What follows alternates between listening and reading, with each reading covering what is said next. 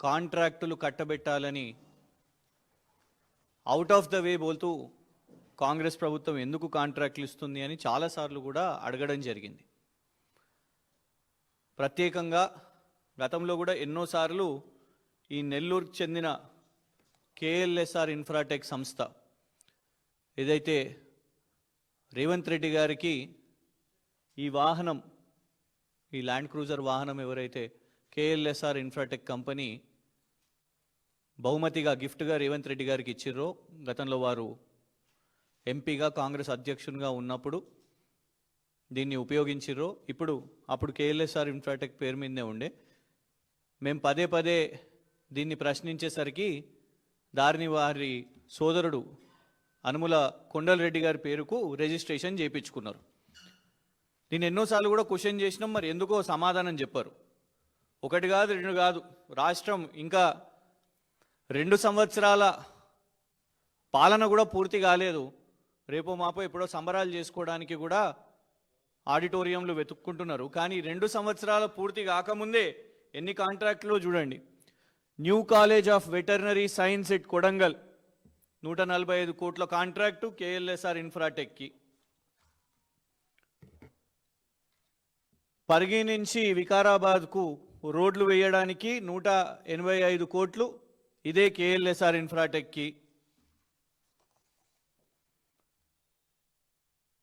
Basheerabad to Mailavar road Vikarabad జిల్లాలో 116 కోట్ల contract KLSR ఇన్ఫ్రాటెక్కి. లిఫ్ట్ ఇరిగేషన్ స్కీమ్ పాలేరులో, సూర్యాపేటలో కేఎల్ఎస్ఆర్ ఇన్ఫ్రాటెక్కే 191 కోట్లు. Rajiv Gandhi lift irrigation scheme సూర్యాపేటలో 319 కోట్లు కేఎల్ఎస్ఆర్ ఇన్ఫ్రాటెక్కే. రిమైనింగ్ వర్క్స్ ఆఫ్ పైప్లైన్స్ హెచ్ఎండబ్ల్యూఎస్లో కేఎల్ఎస్ఆర్ ఇన్ఫ్రాటెక్కే 168 కోట్లు. ఇలా ఇన్ని కోట్ల కాంట్రాక్ట్లు. లేటెస్ట్ రేవంత్ రెడ్డి గారు పెట్ ప్రాజెక్ట్ ఆయన వెబ్సైట్లో పెట్టుకున్నాడు. కేఎల్ఎస్ఆర్ ఇన్ఫ్రాటెక్ వెబ్సైట్లోకి వెళ్ళి తీసుకున్న స్క్రీన్ షాట్ ఇది.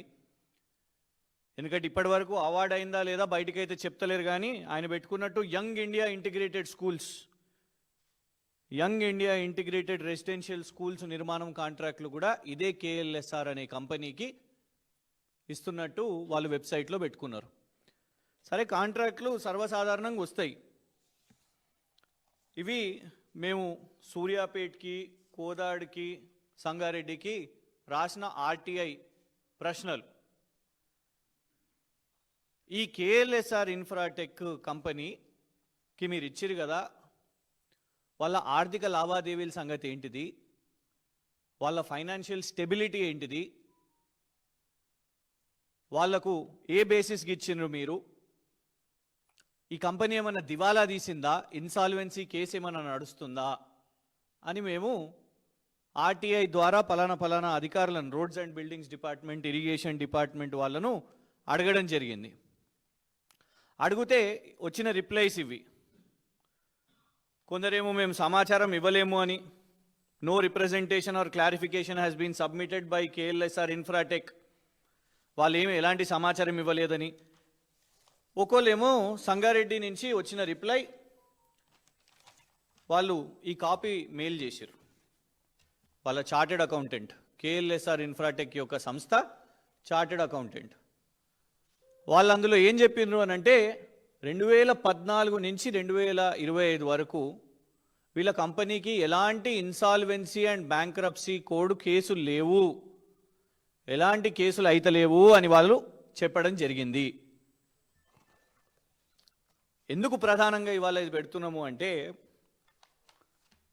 2 రోజుల క్రితం 14 నవంబర్ 2025 గౌరవ సుప్రీంకోర్టు ఒక కేసును తీసుకోవడం జరిగింది. చెన్నై నుంచి ఆ కేసుని ట్రాన్స్ఫర్ చేసి సుప్రీంకోర్టుకు ఆ కేసు తీసుకోవడం జరిగింది. ఆ కేసు ఏదో కాదు, దేశంలో సంచలనం సృష్టించిన కేసు. ఒక జడ్జి గారు నేషనల్ కంపెనీ లా ట్రిబ్యునల్కి సంబంధించిన చెన్నైలో జడ్జి గారు, నేను ఈ కేసును ఎలాంటి తీర్పు ఇవ్వను, ఎందుకంటే ఒక కంపెనీకి ఫేవరబుల్గా ఆర్డర్ ఇవ్వాలి, తీర్పు ఇవ్వాలని నాకు పైనున్న జడ్జిల నుంచి నాకు ఒత్తిడి వస్తున్నది అని చెప్పి ఆ జడ్జి గారు తప్పుకున్నారు. ఆ కేసు ఏదైతుందో, ఆ కంపెనీ కేసు ఏదైతుందో అదే ఈ కేఎల్ఎస్ఆర్ ఇన్ఫ్రాటెక్ యొక్క కేసు.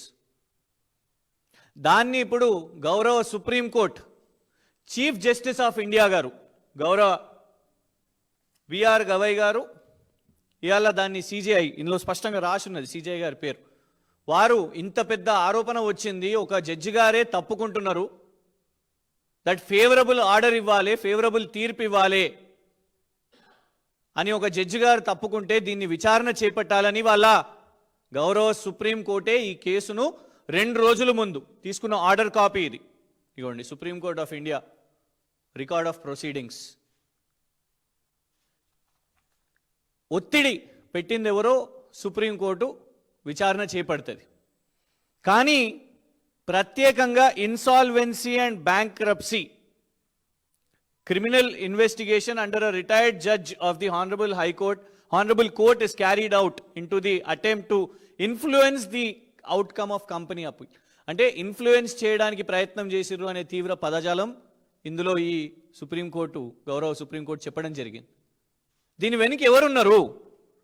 ఎందుకు అంటే ఇన్సాల్వెన్సీ, దివాలా తీసిన కంపెనీ, దివాలా తీసిన కేసు కొట్లాడుతుంటే ఆ కంపెనీకి రాష్ట్ర ప్రభుత్వం, కాంగ్రెస్ ప్రభుత్వం, తెలంగాణ ప్రభుత్వం ఇన్ని కాంట్రాక్ట్లు, యంగ్ ఇండియా, రోడ్లు, కొడంగల్లో వెటర్నరీ కాలేజు, ఇట్లా ఇన్ని కోట్ల కాంట్రాక్ట్లు ఒక కంపెనీకి ఇస్తుంటే కనీసం రాష్ట్ర ప్రభుత్వంలో ఉన్న అధికారులకు కనీసం సమాచారం కూడా లేదా? సుప్రీంకోర్టే కేసు టేకప్ చేస్తే దీని వెనుక ఒత్తిడి పెడుతుంటే, ఎందుకంటే ఇన్సాల్వెన్సీ అండ్ బ్యాంక్రప్సీ కోడ్ చట్టాల ప్రకారం ఒక కంపెనీ దాని ఫైనాన్షియల్ స్టెబిలిటీ క్వశ్చనబుల్ ఉంటే వాళ్లకు రాష్ట్ర ప్రభుత్వాలు ఎలాంటి ప్రభుత్వ టెండర్లు, కాంట్రాక్ట్లు ఇవ్వద్దు. వాళ్ళు ఒకవేళ టెండర్ బిడ్ చేసినా కూడా వాళ్ళను పక్కన పెట్టి వాళ్ళకంటే లోయెస్ట్ టెండర్, ఎందుకంటే అందుకే పదం కూడా ఏమని ఉన్నది, సస్పెండెడ్ డైరెక్టర్, కేఎల్ఎస్ఆర్ యొక్క పేరు పెట్టి సస్పెండెడ్ డైరెక్టర్ అని ఉన్నది. ఎందుకు సస్పెండెడ్ డైరెక్టర్ అని వాడతారు? ఎందుకంటే ఇన్సాల్వెన్సీ కేసు నడుస్తున్నప్పుడు దాని యొక్క బిజినెస్ ట్రాన్సాక్షన్స్, దాని యొక్క కాంట్రాక్ట్స్ సస్పెండెడ్ ఉండాలి కాబట్టే దానికి సంబంధించిన డైరెక్టర్ని సస్పెండెడ్ డైరెక్టర్ అని పెట్టినరు. మరి ఎందుకు రాష్ట్ర ప్రభుత్వంలో ఉన్న ముఖ్యమంత్రి గారికి ఈ కేఎల్ఎస్ఆర్ ఇన్ఫ్రాటెక్ మీద గింత ప్రేమ ఎందుకు? గిందుకేనా? జనరలీ ఒక కంపెనీ పేరు మీద ఎందుకు ఉంటుంది? వాళ్ళకి ఆ కంపెనీ ఉంటే ఆ కంపెనీ పేరు మీద కార్ రిజిస్టర్ చేసుకుంటారు. మరి కేఎల్ఎస్ఆర్ ఇన్ఫ్రాటెక్ యొక్క కంపెనీ పేరు మీద కారే కాదు, గతంలో రేట్స్, ఈడీ రేట్స్ కూడా ఈ కంపెనీ మీద అయినప్పుడు ఈడీ కూడా రేవంత్ రెడ్డి గారి బినామీ కంపెనీ ఇది అని ఈడీ పేర్కొన్నది, ఈడీ ప్రెస్ రిలీజ్లు చేసింది. మరి వాళ్ళ ఎందుకో ఈడీ దీని మీద విచారణ చేపడతలేదు? ఎందుకు కేంద్ర ప్రభుత్వము దీని మీద విచారణ చేపడతలేదు? ఇలా చాలా స్పష్టంగా ఉన్నది. సుప్రీంకోర్టే ఇవాళ కేసు టేకప్ చేసి దాంట్లో ప్రశాంత్ భూషణ్ గారు, ఆపోజిట్ సైడ్ ఎవరైతే ఉన్నారో ఈ కేసు, చాలా ప్రముఖ న్యాయవాది, దేశంలో టాప్ 10 అడ్వకేట్స్లో ఎవరైతే ఉన్నారో ప్రశాంత్ భూషణ్ గారు ఈ కంపెనీకి అగేన్స్ట్గా, ఈ కేఎల్ఎస్ఆర్ ఇన్ఫ్రాటెక్ కంపెనీకి అగేన్స్ట్గా ఈరోజు వారు సుప్రీంకోర్టులో ఈ కేసు కొట్లాడుతున్నారు. మరి ఎందుకు రేవంత్ రెడ్డి గారికి కేఎల్ఎస్ఆర్ ఇన్ఫ్రాటెక్ మీద అంత ప్రేమ వచ్చింది? ఇదే కంపెనీకి ఏ కంపెనీ కేసులో ఒక జడ్జి గారి మీద ఒత్తిడి వస్తే దేశంలోనే ఒక సంచలనం సృష్టించి ఇవాళ ఆ జడ్జి గారు తప్పుకొని ఇంకొక పైన ఒక పెద్ద జడ్జి గారు నా మీద ఒత్తిడి పెట్టినరు, ఫేవరబుల్ ఆర్డర్ ఇవ్వాలి, మెసేజెస్ కూడా ఉన్నాయని ఇవాళ సుప్రీంకోర్టులో ఆ విచారణ జరుగుతుంటే దాని వెనుక ముఖ్యమంత్రి రేవంత్ రెడ్డి గారు ఉన్నారా అని మాకు స్పష్టంగా అర్థమవుతున్నది. విచారణ డెఫినెట్గా చేయాలి. ఎందుకంటే ఒక జడ్జి గారి మీదనే ఒత్తిడి వచ్చిందంటే దాని వెనుక ఎవరెవరు ఉన్నారు? ఈ రాష్ట్ర ముఖ్యమంత్రి ఉన్నాడా? ఎందుకంటే ఈ రాష్ట్ర ముఖ్యమంత్రి రేవంత్ రెడ్డి గారు అదే కంపెనీకి పదే పదే ఇన్ని కాంట్రాక్ట్లు ఇస్తున్నారు. 2 సంవత్సరాలు పూర్తి కాకముందే ఇన్ని కాంట్రాక్ట్లు ఒక ఇన్సాల్వెన్సీ కేసు, బ్యాంక్రప్సీ కేసు ఎదుర్కొంటున్న కేఎల్ఎస్ఆర్ ఇన్ఫ్రాటెక్ కంపెనీకి ఇవ్వడంలో రేవంత్ రెడ్డి గారి ఇంట్రెస్ట్ ఏముందో వాళ్ళు చెప్పాల్సిన అవసరం ఉన్నది. యంగ్ ఇండియా అని పెట్టింది కూడా ఈ స్కూళ్ళు గిందుకేనా? ఒకవైపు గురుకుల పాఠశాలల్లో కనీస సౌకర్యాలు కూడా అందించినటువంటి అబ్సల్యూట్ ఫెయిలియర్ అవుతున్న రేవంత్ రెడ్డి గారి ప్రభుత్వం, పిల్లలు రోడ్ల మీదకి వస్తున్నారు, సరైన భోజనం లేదు, గుడ్డు కూడా గాయమైపోయింది, ఉన్న గుడ్డు కూడా పెట్టలేని పరిస్థితి. రోడ్ల మీదకి వస్తుంటే పోలీసులను మఫ్తీలో పంపించి ఆ విద్యార్థినులను అరెస్ట్ చేస్తున్న పరిస్థితి. కానీ గురుకుల పాఠశాలలను పక్కన పెట్టేసి కేఎల్ఎస్ఆర్ ఇన్ఫ్రాటెక్కి కాంట్రాక్ట్లు రావడానికి కోసం యంగ్ ఇండియా స్కూళ్ళని వాళ్ళ టేకప్ చేసిర్రు. ఇలాంటి కాంట్రాక్ట్లు, ఫేవరబుల్ కాంట్రాక్ట్స్ మీద డెఫినెట్గా మళ్ళొకసారి కూడా అడుగుతున్నాం. ఎప్పుడు తప్పించుకుంటున్నారు? ఆ కంపెనీ వాళ్ళకు కూడా చెప్తున్నాం, సమాధానం చెప్పండి, ఫోన్లు చేసి బెదిరింపులు కాదు. దమ్ముంటే ఎందుకు ఇన్సాల్వెన్సీ అండ్ బ్యాంక్రప్సీ కోడ్ ఇవాళ ఆ కేసు ఫైట్ చేస్తున్నా కూడా మీకు ఎందుకు రాష్ట్ర ప్రభుత్వం కాంట్రాక్ట్లు ఇస్తున్నది, రాష్ట్ర ప్రభుత్వం తరఫు నుంచి ఎవరు వచ్చి సమాధానం చెప్తారు అనేది వాళ్ళ స్పష్టంగా సమాధానం చెప్పాలి. దీని విషయం మీద గతంలో కూడా ప్రశ్నించినాం, ఇప్పుడు కూడా ప్రశ్నిస్తాం.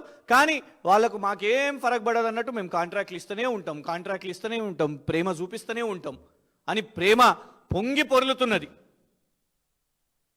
రేపు ఒకవేళ సుప్రీంకోర్టు కేసులో ఆ కంపెనీకి ఖచ్చితంగా, ఎందుకంటే చాలా సీరియస్ అలిగేషన్, అది చిన్న అలిగేషన్ కాదు. ఒక జడ్జి గారే డైరెక్ట్గా మొబైల్ ఫోన్లో వచ్చిన మెసేజ్ చూపెట్టబట్టే మరి సుప్రీంకోర్టు ఆ మెసేజెస్ని చూసి అవన్నీ విచారణ చేపట్టిన తర్వాత, ఎందుకంటే ఆపోజిట్ కొట్లాడుతున్నది కూడా సీనియర్ న్యాయవాది ప్రశాంత్ భూషణ్ గారు, మరి అప్పటికైనా ఈ ప్రభుత్వం నిద్రలేసి ఈ కాంట్రాక్ట్లను రద్దు చేస్తుందా, లేదు అప్పటి వరకు ఇట్లనే ఇంకా కట్టబెడుతూ ఉంటుందా? ఒక కంపెనీ దాని ఫైనాన్షియల్ పొజిషన్ వీక్ ఉన్నప్పుడు ఇలాంటి కాంట్రాక్ట్లు ఇవ్వడం అంటే ఐఎన్బిసి కోడ్ ప్రకారం దాన్ని సపోర్ట్ చేయడం అన్నట్టే. దాని ఫైనాన్షియల్ క్రైసిస్లో రాష్ట్ర ప్రభుత్వం దాన్ని హెల్ప్ చేస్తున్నట్టు. ఎందుకు హెల్ప్ చేస్తున్నది మరి రేవంత్ రెడ్డి గారి ప్రభుత్వం? ఏం కారణం వల్ల? ఇవాళ దీని మీద దాటి వేస్తున్న రేవంత్ రెడ్డి గారి ప్రభుత్వం. అందుకే పదే పదే ఎప్పుడెప్పుడు దానికి కాంట్రాక్ట్స్ వస్తున్నాయో ఇక్కడ ఉన్న ప్రధాన ప్రతిపక్షంగా మేము దీన్ని ట్రాక్ చేస్తున్నాము.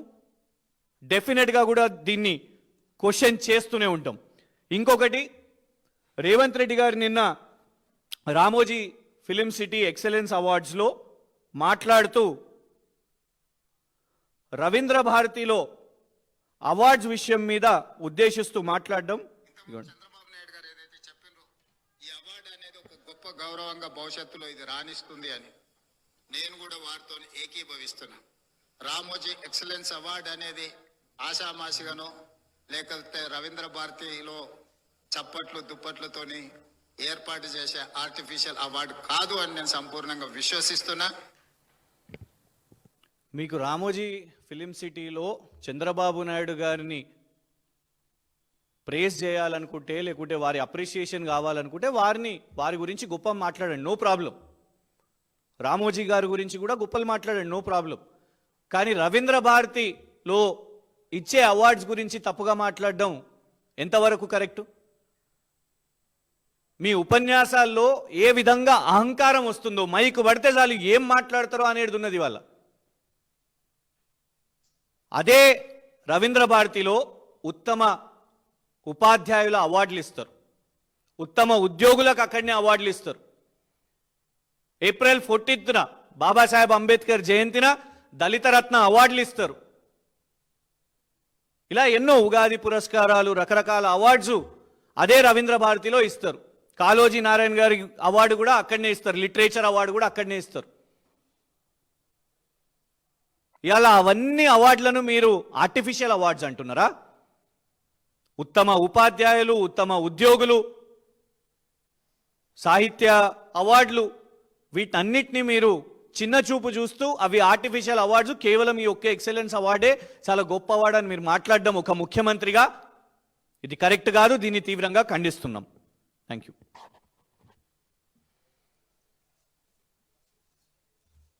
ఓకేనా?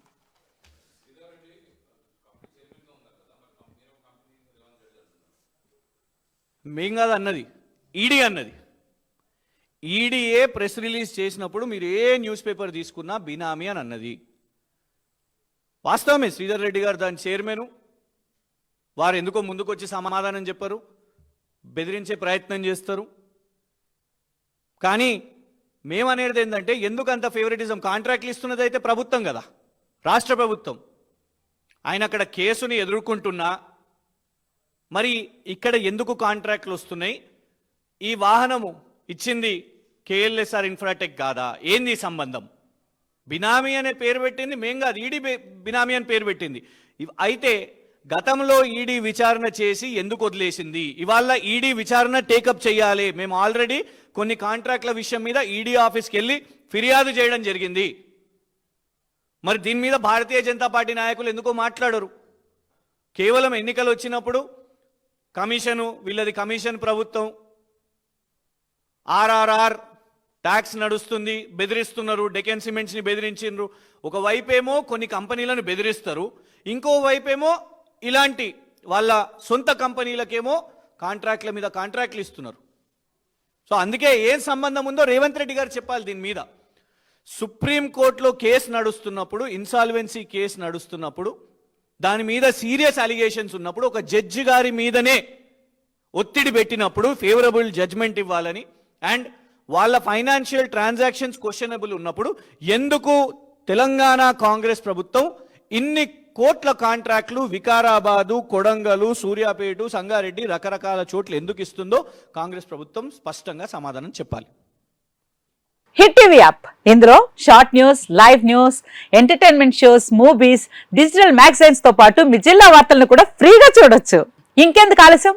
వెంటనే హిట్ టీవీ యాప్ ని డౌన్లోడ్ చేసుకుని ఫ్రీగా ఎంటర్టైన్మెంట్ పొందండి. Hit TV app. Hit TV app. Please download hit TV app. Hit TV app ని ఫ్రీగా డౌన్లోడ్ చేసుకొని ఎంజాయ్ చేయండి. మీకు నచ్చిన ఎంటర్టైన్మెంట్ కోసం హిట్ టీవీ యాప్ ని ఫ్రీగా డౌన్లోడ్ చేసుకొని ఎంజాయ్ చేయండి. హిట్ టీవీ యాప్ ని డౌన్లోడ్ చేసుకుని ఆస్వాదించండి, ఆశీర్వదించండి. ఇంతమంది సెలబ్రిటీలు హిట్ టీవీ యాప్ ని డౌన్లోడ్ చేసుకోండి అని చెప్తున్నారంటే ఎంత మంచి యాప్ ఆలోచించండి.